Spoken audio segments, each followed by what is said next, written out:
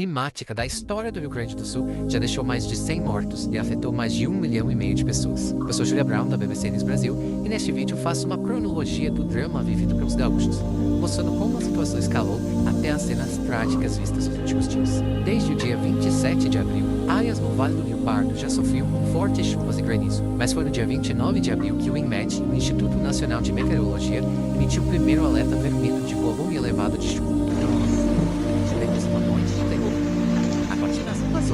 Começou uma chuva intensa e não parou mais. Nesse mapa aqui, vemos as previsões de riscos hidrológicos do estado. Os riscos hidrológicos são os eventos extremos relacionados à água, nesse caso chuva extrema, cheias e inundações. A mancha de risco elevado foi se expandindo e ficando cada vez mais vermelha ao longo dos dias, indicando a dimensão da tragédia que se anunciava. Bom, essas chuvas são resultado de uma combinação de fatores. A presença de uma corrente intensa de ventos, que deixa o clima instável, se juntou com uma onda de umidade que ficou retida sobre o Rio Grande do Sul. Ela foi impedida de avançar por conta de uma massa de ar quente estacionada no centro do país. E tudo isso foi potencializado pelo El Niño e também pelo aquecimento global, que torna os eventos climáticos mais frequentes e cada vez mais potentes. Um dia depois do primeiro alerta vermelho, foram registradas as primeiras 5 mortes da tragédia gaúcha, nas cidades de Paverama, Pantano Grande, Encantado e Santa Maria. Ali, a força da água foi tamanha que olha o estrago nessa ponte. 18 pessoas estavam desaparecidas naquele momento e 77 municípios estavam impactados pela água. A crise já alarmava o estado, como conta o repórter gaúcho Luiz Antônio Araújo, que participa da cobertura da BBC News Brasil. Estava muito claro que o volume de chuva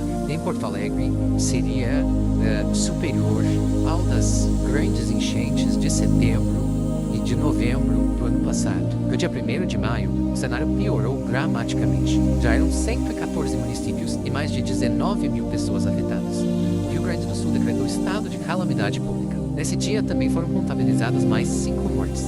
Metade das vítimas fatais até então era de pessoas idosas. Entre as causas das mortes estavam descargas elétricas, afogamento e deslizamentos de terra, segundo a Defesa Civil. A partir do dia 2 de maio, o número de vítimas fatais disparou. 29 mortes registradas.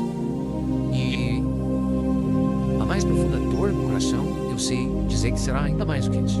Mais de 4.500 pessoas já estavam em abrigos em todo o estado. E a Defesa Civil advertiu que a barragem de 14 de julho, em Cotiporã, no centro-norte do estado, estava em processo de colapso. Famílias nas áreas de risco começaram a ser evacuadas. Eu vim aqui cortar o pessoal aí para falar da quem, né? E tá bravo pra baixo, cadê? A muito pegou muita manhã pra baixo.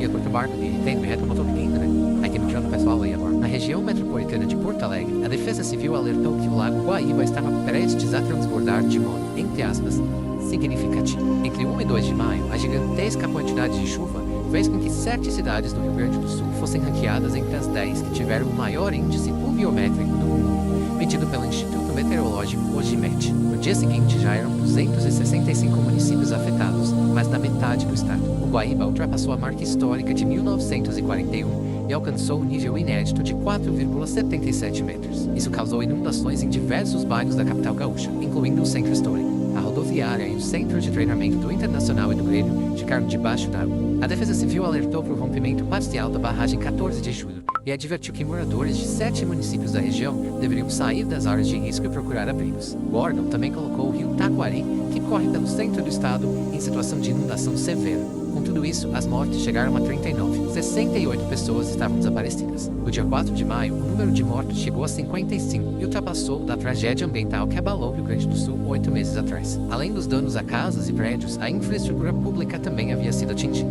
Já eram mais de 400 mil pontos sem energia elétrica e pelo menos 186 municípios sem sinal de internet e telefone. Mais de 1 milhão de casas gaúchas estavam sem abastecimento de água potável. Em entrevista coletiva ao lado de Lula, o governador Eduardo Leite afirmou que o estado vai precisar de um plano de recuperação semelhante ao Plano Marshall, que reergueu a Europa após a Segunda Guerra Mundial. Sim, é um cenário de guerra no estado. E um cenário de guerra vai ter que ter um tratamento também pós-guerra. O governo estadual restabeleceu o canal de doações por Pix SOS Rio Grande do Sul e criou contas para doações internacionais. Em paralelo, centenas de ONGs e grupos espontâneos criados por brasileiros em todo o país faziam arrecadações em dinheiro, mantimentos e outros itens de primeira necessidade para doar. O Guaíba continuou a subir. Na manhã de 6 de maio, ele chegou a 6,33 metros. O aeroporto Salgado Filho em Porto Alegre foi fechado por tempo indeterminado. Naquele momento já eram 85 óbitos confirmados. 385 dos 497 municípios do estado já tinham sido atingidos de alguma forma. Em 7 de maio, o número de desabrigados chegou a quase 160 mil. A intensidade da chuva começou a diminuir, mas o nível dos principais rios continuava elevado e muitas cidades permaneciam com bairros inteiros debaixo d'água. Por isso, o número de pessoas obrigadas a deixar suas casas não parava de crescer. Tá sendo assim, muito triste ver as pessoas desoladas, sem saber pra onde ir, né? Andando meio que sem rumo, para que lado vai, sem contato, porque não tem energia, não tem telecomunicação, sinal de celular. Então fica difícil o contato das famílias para saber para onde vai. Mas já no dia 8, o nível do Guaíba estava em processo de descida, mas uma nova frente fria chegou ao estado, derrubou as temperaturas e causou mais chuvas e ventos fortes, além de riscos de raios e trovoadas. 5 barragens estavam sob risco iminente de ruptura no estado, e muitos gaúchos continuavam em situação dramática. Mais de 500 mil pessoas estavam sem água potável, incluindo 85% da população de Porto Alegre. Olha só o que o nosso repórter viu ao chegar lá. Eu e o repórter Fernando Otto encontramos um cenário de completa destruição. Árvores caídas, postes caídos, ruas completamente alagadas com lama. Em bairros como esse aqui no centro de Porto Alegre, muito lixo acumulado nas calçadas e insegurança. À noite as pessoas evitam sair de suas casas, porque praticamente não tem ninguém andando pelas ruas e não há iluminação. No dia que eu gravo esse vídeo, 9 de maio, centenas de famílias gaúchas estão desesperadas e sem saber o que fazer diante da tragédia. Os supermercados estão lotados de pessoas em busca de água mineral e alimentos básicos. O caos também faz muita gente se ver forçada a sair de Porto Alegre. Veja o relato do repórter gaúcho Luiz Antônio Araújo. Dia 4 aquela manhã, a caixa d'água do condomínio deixou de receber água da rede pública.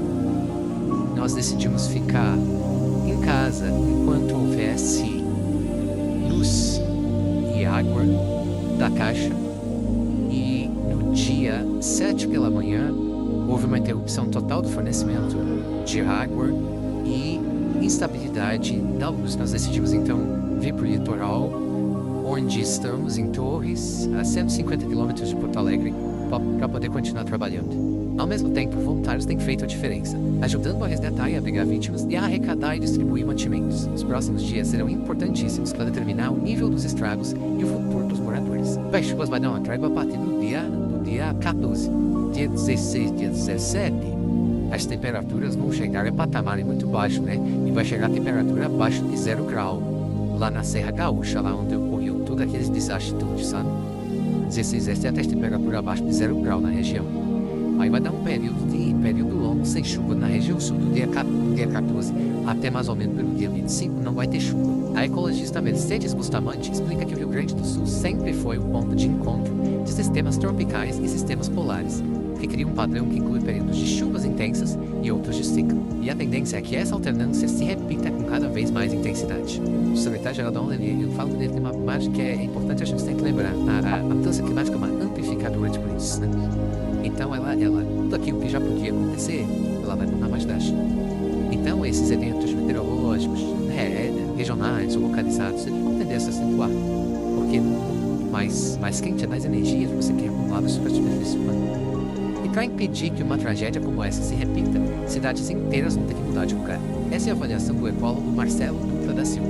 Ele afirmou na nossa reportagem, entre aspas, é preciso afastar as infraestruturas urbanas desses ambientes de maior risco, que são as áreas mais baixas, planas e úmidas, as áreas de encostas, as margens de rios e as cidades que estão dentro de vales. Com isso eu fico por aqui, mas a gente continua acompanhando de perto essa crise.